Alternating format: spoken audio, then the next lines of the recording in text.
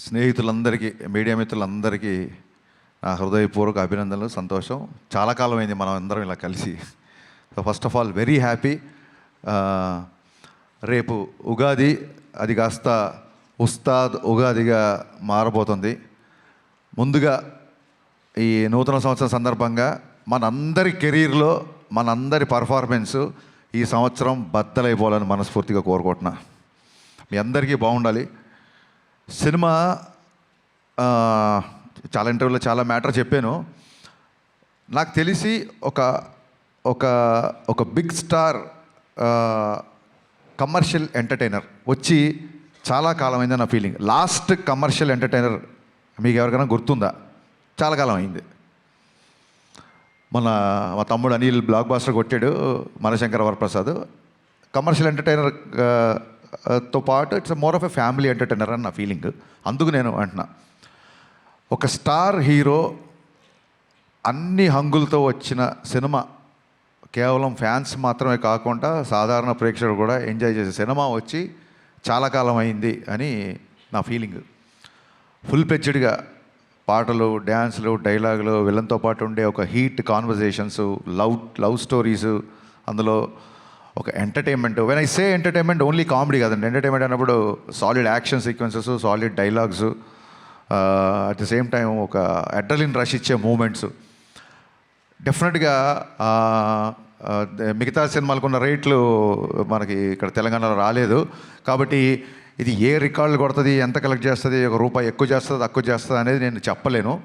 ఖచ్చితంగా ఒక విషయం మట్టుకు చెప్పగలుగుతున్నా, సినిమా చూసిన తర్వాత ఇలాంటి సినిమా వచ్చి చాలా కాలమైంది, ఇంత ఎంటర్టైనింగ్ సినిమా వచ్చి చాలా కాలమైందని చెప్పి పవన్ కళ్యాణ్ గారిని మనస్ఫూర్తిగా, తృప్తిగా ఆయన నుంచి ఏమేం కోరుకుంటారో, హెయిర్ స్టైల్ నుంచి డ్యాన్సెస్ వరకు, డైలాగ్స్ వరకు, ఆయన మాడ్యులేషను, ఆయన సెన్స్ ఆఫ్ హ్యూమరు, ఒక ఫుల్ ప్లెడ్జ్డ్ పవన్ కళ్యాణ్ గారి సినిమా. నేను ఆ రికార్డు ఈ రికార్డు ఇవన్నీ మనసులో పెట్టుకోలేదు, ఎందుకంటే అది రిలీజ్ డేట్లు బట్టి ఉంటుంది. మనం ఓడి ధరిస్తే దయ్యం ఓడి తెలిసిందనంటే మేము మార్చ్ 26th రావాల్సింది, 19th రావాల్సి వచ్చింది. సో ఆ రిలీజ్ డేట్ని బట్టి సంక్రాంతికి వస్తే ఒక రెవెన్యూ, సమ్మర్కి వస్తే ఒక రెవెన్యూ, మిగతా ఏ సినిమా లేకపోతే ఒక రెవెన్యూ. ఆ రికార్డ్స్ అంటే ఎంత కలెక్ట్ చేస్తుంది అనేది మన చేతిలో లేదు. ఎంత ఖర్చు పెట్టి తీయగలుగుతాం, ఎంతలో తీయగలుగుతాం అనేది డైరెక్టర్ చేతిలో ఉంటుంది. ఆ విషయంలో నేను 100% సక్సెస్ అయ్యాను. చాలా ఫాస్ట్గా, ఎక్కడ వేస్టేజీ లేకుండా ఈ సినిమా తీయడం జరిగింది. నా unedited length, first half edit చేయకముందు వచ్చిన లెంత్ 1 hour 19 minutes. అందులోంచి కొంచెం ఎక్స్ట్రా ఎంజీస్ అయ్యి ఒక 5 నుంచి 7 నిమిషాలు తీసేసి ఫస్ట్ హాఫ్ రెడీ చేసాం. అలాగే సెకండ్ హాఫ్ కూడా అంతే, ఇంచుమించు ఒక 125 వరకు వచ్చింది. దాన్ని కూడా ఒక 119, 120. అంటే నాకు చాలా చాలా చాలా తక్కువ ఎడిటింగ్ పని అనమాట. సో అంత కాంపాక్ట్గా ఇండస్ట్రీ ఉన్న పరిస్థితుల్లో ప్రొడ్యూసర్లు ఎదుర్కొంటున్న సమస్యలను దృష్టిలో పెట్టుకొని చాలా ప్లాన్డ్గా, ఎందుకంటే ఇంత ప్లాన్డ్గా చేయడానికి మాకు మా మెయిన్ బలం ఏంటంటే పవన్ కళ్యాణ్ గారు. ఎందుకంటే ఆయన పొలిటికల్ షెడ్యూల్స్ అన్నీ ఆన్ టైం జరగాలి కాబట్టి మన దగ్గర ఒక అవర్ అటు అయినా, ఒక 1 day ఇటు అయినా సరే, మొత్తం ఒక చైన్ రియాక్షన్ లాగా, ఒక బటర్ఫ్లై ఎఫెక్ట్ లాగా మిగతా అన్నీ దెబ్బతింటాయి. కాబట్టి ప్రాపర్గా టైం ఇచ్చేవాళ్ళు. మార్నింగ్ 7 o'clock అంటే 7 o'clock ముందే చెప్పేసేవాళ్ళు, అదే టైంకి వచ్చేవాళ్ళు. లేదు ఇవాళ మధ్యాహ్నం 2 గంటల తర్వాతే వస్తారు అంటే 2 గంటల తర్వాతే వచ్చేవాళ్ళు. సో దాని మూలంగా ఆయన రాగానే ఎంత ఫాస్ట్గా ఆయన వర్క్ ఫినిష్ చేయొచ్చు అన్న దిశగా మేము చాలా ప్లాన్డ్గా చేసుకున్నాం. కాబట్టి అట్ ది సేమ్ టైం నేను చాలాసార్లు చెప్పాను, మళ్ళీ చెప్తున్నాను, మైత్రి వాళ్ళు ఎలా ఉంటారంటే, సార్ ఇది కావాలి, ఇలా ఈ సెటప్ అనుకుంటున్నా, లేకపోతే ఇది అనుకుంటున్నా అంటే ఫస్ట్ క్వశ్చను ఎంత కావాలి అంటారు, అంతే తప్ప ఎందుకు కావాలి అని అడగరు. ఇలాంటి ప్రొడ్యూసర్లని కాపాడుకోవడం, ఇలాంటి ప్రొడ్యూసర్లు 10 కాలాల పాటు ఇండస్ట్రీలో ఉండడం, వీళ్ళు మరిన్ని సినిమాలు తీయడం అనేది ప్రతి డైరెక్టర్ బాధ్యత, నా స్ట్రాంగ్ ఫీలింగు. ఇంత జర్నీలో ఒక్కరోజు అంటే నేను కథ మార్చిన, కథ సైడ్ కొంచెం కుస్తీ పడ్డా, ఏంటి సార్ మీరు స్క్రిప్ట్ లేట్ చేస్తున్నారండి, త్వరగా మనం షూటింగ్ చేయాలి కదా అని ఏ ఒక్కరోజు ఒక చిన్నపాటి అసహనం కానీ, ఒక చిన్నపాటి అసంతృప్తి కానీ లేకుండా నవీన్ గారు అయితే అసలు ప్యాంపర్ చేస్తుంటారు అనమాట డైరెక్టర్ని. అందుకే వాళ్ళ బ్యానర్లో, అంటే నేనేదో స్పెషల్ అని కాదు, ప్రతి డైరెక్టర్ నేను అలా ప్యాంపర్ చేస్తుంటారు. అందుకే వాళ్ళ బ్యానర్లో అందరు డైరెక్టర్లు సినిమాలు చేస్తున్నారు, ఇంకా చేస్తుంటారన్న నా ఫీలింగ్. సినిమా ఫినిషింగ్ వచ్చేసరికి అప్పటికే చాలా ఖర్చు అయింది. సినిమా డిలే అయింది. ఈ ప్రాసెస్లో సాంగ్స్కి అంత ఖర్చు పెట్టడం అనేది అసలు సహజంగా ఎవరు ఒప్పుకోరు. నేను 500 మంది డాన్సర్స్తో అనుకుంటున్నాను సార్, ఎత్తరా కాలర్ రాగానే కొంచెం ఫస్ట్ థియేటర్లోకి జనాలు రాగానే కొంచెం బాగుండాలి సార్ అంటే 1500 డ్యాన్సులను ఇచ్చారు.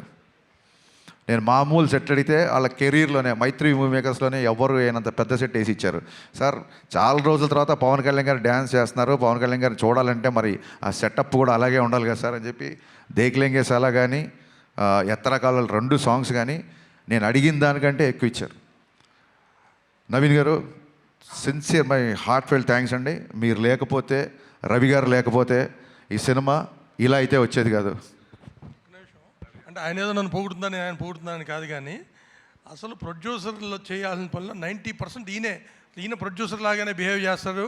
అంటే maybe confidence on himself or confidence on నేను పవన్ కళ్యాణ్ గారి సినిమా, హరిశంకర్ సినిమా చేస్తున్నాను, కానీ he demands and he make sure that there is no wastage అని.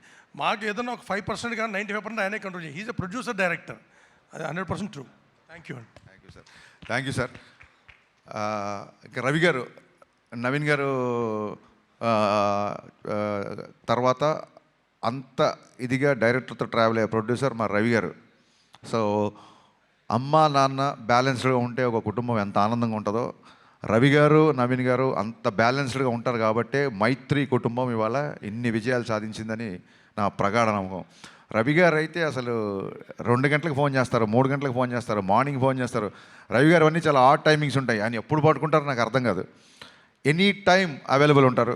రవి గారు మోర్ దాన్ బ్రదర్. అంటే నాకు ఒక ఎమోషనల్ బాండింగ్ ఉంది అంటే అది మా రవి గారితోనే. So thanks. మైత్రి సంస్థ గురించి ఎంత చెప్పినా తక్కువే. థ్యాంక్ యూ సో మచ్ అండి మళ్ళీ వన్స్ అగైన్. ఇకపోతే లాస్ట్ మినిట్లో ఒక హీరోలాగా ఎంటర్ అయిన మా బావకి, తమన్కి మనస్ఫూర్తిగా కృతజ్ఞతలు చెప్తాను. ప్రీపోన్ అయిన తర్వాత నా సైడ్ నుంచి ఏం లేదు, నేను ఒకసారి వెళ్ళి అడుగుతాను. మనం అడుగుదాం సార్, మనం ఆల్రెడీ తను చాలా లాస్ట్ మినిట్లో తీసుకొచ్చాము. మళ్ళీ ప్రీపోన్ అవుతున్నప్పుడు నేను, నవీన్ గారు, రవి గారు తమన్ దగ్గరికి వెళ్ళాము. ఇలా డిస్ట్రిబ్యూటర్లు, ఎగ్జిబ్యూటర్లు అందరూ ప్రీపోన్ చేద్దాం అంటున్నారు, నీకు అసలే చాలా తక్కువ టైం ఇచ్చాను, అందులోంచి ఇంకో 1 వీక్ వచ్చేస్తాను. ఎందుకంటే 19th సినిమా రిలీజ్ అవ్వాలంటే ప్రింట్ చూడడానికి 19th, కానీ తమనికి ఇంకో 3 రోజులు తక్కువే ఉంటుంది. ఓవర్సీస్కి అతని డెడ్ లైన్ వచ్చేసి 16వ తారీఖే. సో నేను టెన్షన్ పడిపోయా. ఫస్ట్ మామూలుగానే 26th అనుకున్నాం, 19th అంటే 19th కదా, 26th కల్లా సౌండ్ రెడీ అయిపోయి ఓవర్సీస్కి వెళ్ళిపోవాలి. చాలా తక్కువ టైం, ఆల్మోస్ట్ 12-13 రోజులు టైము.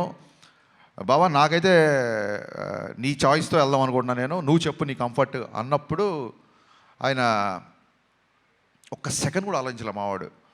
ఓకే చేసేద్దాం, ఏముంది ఇంకో 2-3 గంటలు ఎక్కువ కష్టపడదాం అన్నాడు. Thank you Baba, hats off.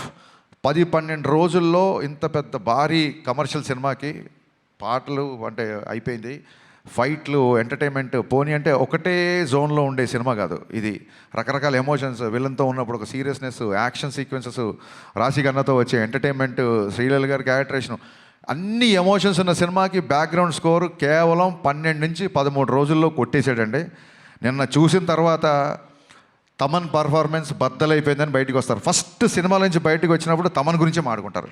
ఇందులో నాకు ఏ మొహమాటం లేదు, తమన్ గారి గురించే మాట్లాడుకుంటారు first. Thank you Baba, thank you, so sweet of you.